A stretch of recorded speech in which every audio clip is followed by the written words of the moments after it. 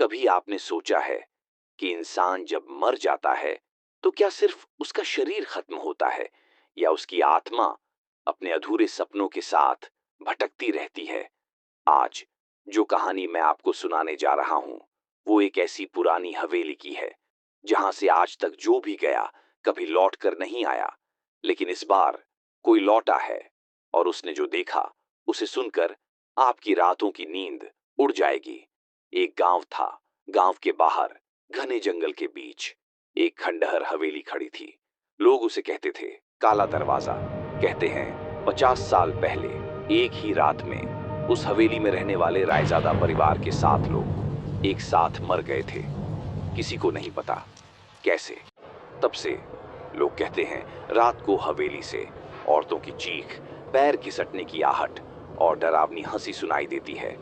गांव वाले दिन में भी हवेली के पास जाने की हिम्मत नहीं करते। लेकिन शहर से 3 दोस्त आए, आरव, काव्या और समीर। उन्होंने सुना था इस हवेली के बारे में और उन्होंने ठान लिया कि आज रात वो हवेली के अंदर जरूर जाएंगे।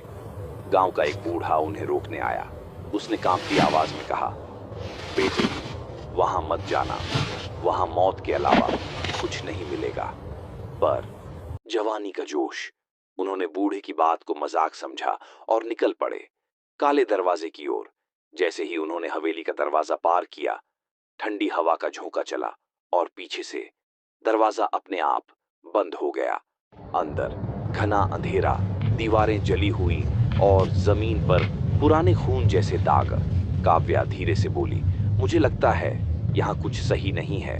अचानक समीर के कान के पास एक औरत की ठंडी आवाज आई, वापस चले जाओ वरना जिंदा नहीं बचोगे। समीर चीखा, किसने कहा ये? लेकिन वहां कोई नहीं था।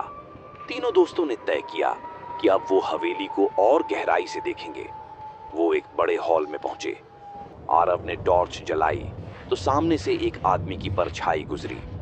लेकिन जब उन्होंने देखा वहां कोई नहीं था। काव्या का फोन अपने आप रिकॉर्ड करने लगा। स्क्रीन पर अपने आप लिखा आया, तुमसे कहा था चले जाओ। अब हवेली के सारे दरवाजे बंद हो चुके थे।